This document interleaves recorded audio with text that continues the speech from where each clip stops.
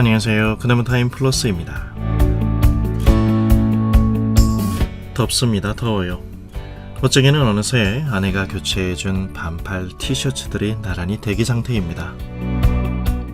미세먼지와 더위로 숨쉬기에 빡빡한 날도 있겠지만 바라기는 여러분 모두 건강하고 행복한 여름이 되셨으면 합니다.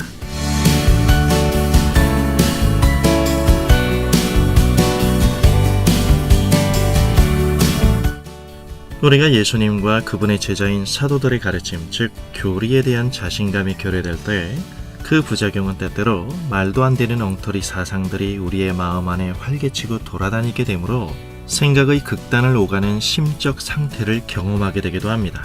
다시 말해 미신적인 두려움이 생긴다는 말입니다.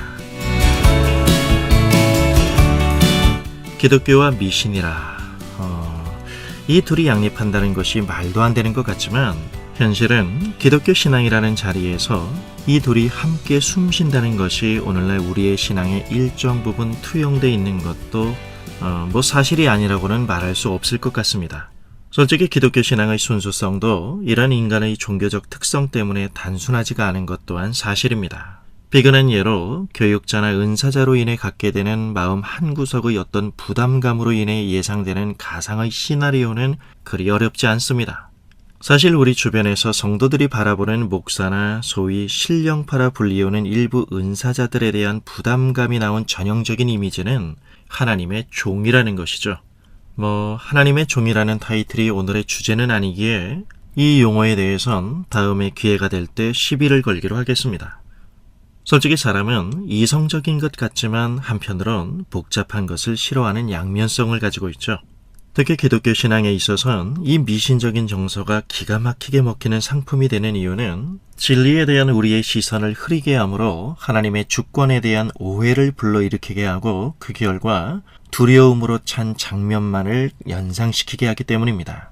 이 복잡다단한 삶이라는 여정 속에서 우리가 하나님의 말씀인 성경을 붙들고 기도하며 순간순간 현실의 무대 위에서 씨름할 수만 있다면 하나님은 성도의 생각에 더 많은 통찰력을 주실 것임에도 불구하고 사람들은 신앙의 어떤 비결을 찾고자 익숙해진 일반적 종교적 관성에 자신을 맡긴다는 사실입니다. 그래서 소위 신령한 은사를 받았다는 체험한 사람들을 찾아다닙니다.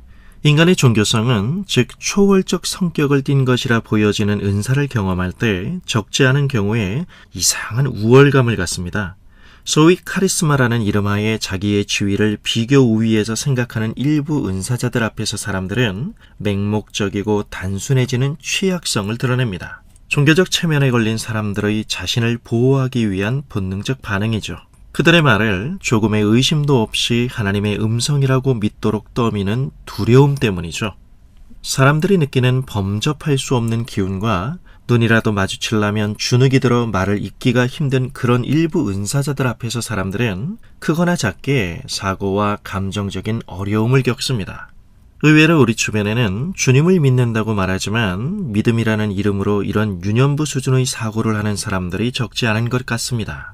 주님을 제대로 안다면 그리고 그분이 어떻게 우리를 다루어 가신다는 사실을 정말 안다면 주님이 주신 자유함 속에서 우리의 선택이 정말 달라졌을 텐데 하는 진한 아쉬움이 남습니다. 솔직히 그런 사람의 마음도 100번 이해되고 공감되지만 교회 출석과 상관없이 하나님 그분을 모르면 모를수록 심각한 미신적 동상이목이 존재할 수밖에 없습니다. 아마도 그것은 거룩하신 하나님 앞에 선 인간이 가슴으로 느끼는 엄숙함이 아닌 교회가 하나님의 말씀인 성경을 바로 가르치는 것을 포기함으로 나타난 인간 안의 잠재적 상실감이 왜곡됨으로 느껴지는 당사자의 미신적 정서일 뿐입니다. 논의의 말씀드리지만 기독교 신앙은 확률, 현상, 운명이 아닌 하나님이 누구신가를 아는 인격적 신뢰에서 나오는 확신임을 절대로 잊지 말아야 합니다. 그러므로 환경적 이해로서 종교적 강박관념을 주님의 음성으로 착각해서는 안 됩니다. 물론 우리의 주변 현실의 소리가 주님의 간섭일 수도 있지만 마찬가지의 확률로 엉터리 해석일 경우가 훨씬 더 많습니다. 건전한 상식에 근거한 비판적 사유를 통해서도 우리는 얼마든지 그 원인과 해결책을 알 수 있는 것입니다. 하나님이 심어놓으신 세상을 움직이는 일반 법칙들의 바깥에서 영적이라는 허울로 진리를 생각하지 말고 직면한 문제 앞에서 우리가 결코 잊지 말아야 할 것은 미신의 지방길을 빼고서 우리의 현실을 적어도 상식적으로 바라보는 일일 것입니다. 성경은 성도에게 이 세상에서의 장밋빛 인생을 약속하고 있지 않습니다. 하나님을 아바 아버지로 부르는 우리에게도 이 세상은 여전히 안 될 이유가 차고 넘치는 세상입니다. 그러기에 우리 크리스찬 또한 유한한 존재로서 이 세상에서 상처받지 않는 무균실의 환경이라는 것은 없습니다. 수많은 회의와 고뇌와 아픔 그리고 때에 따른 힘든 결단들을 반복하면서 주님의 뜻을 구하는 가운데 비록 그 연출되는 상황이 내 마음에 들지 않더라도 하나님의 백성으로 우리에게 주어진 삶을 걸어간다는 사실입니다. 기억하시나요? 모든 것이 합력하여 선을 이루게 만드시는 하나님의 일하심을 말이죠. 하지만 오늘날 이런 관심을 찾기가 그리 쉽지 않은 것 같습니다. 영혼 없는 믿습니다를 연발할 게 아니라 저급한 두려움으로 우리의 상식과 이해를 무디게 만드는 미신에 대한 해체 선언을 해야 하지 않을까요? 기독교 신앙으로 가장한 미신적 신앙으로 인해 허물어진 상식을 바로 세우고 하나님의 말씀을 붙들고 생각하며 행동하는 크리스찬이 되는 것입니다.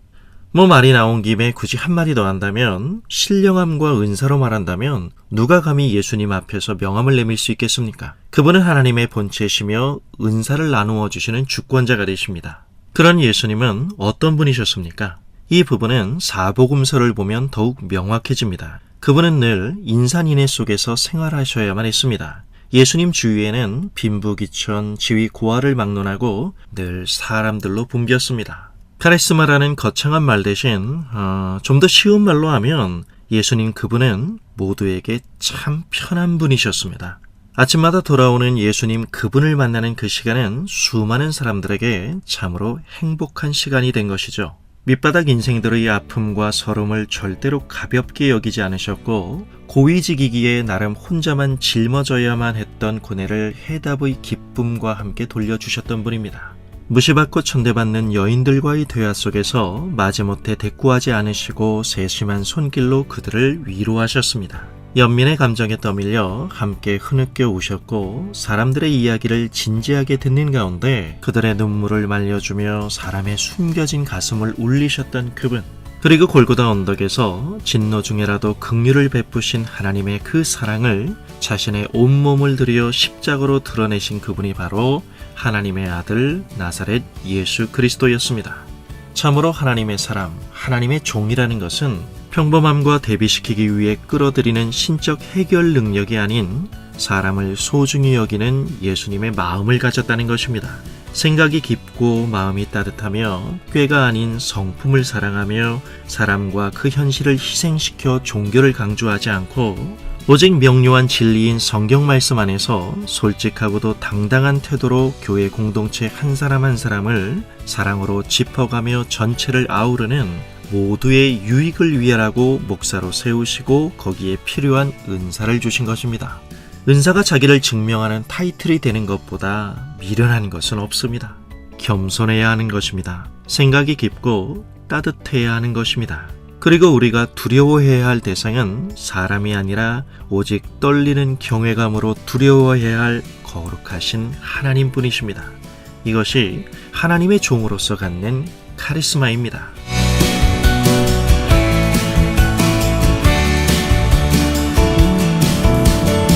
지옥에서는 이해되는 일이 전무하다고 합니다. 내 중심적인 시야에서만 바라보고 이해한다면 그것은 소중한 관계를 허물어뜨리는 일이겠죠? 그곳이 바로 지옥입니다. 서로를 한 번 더 생각하고 한 번 더 배려하는 시간이 되었으면 합니다. 월요일 그나마 타임에서 만나죠. 감사합니다.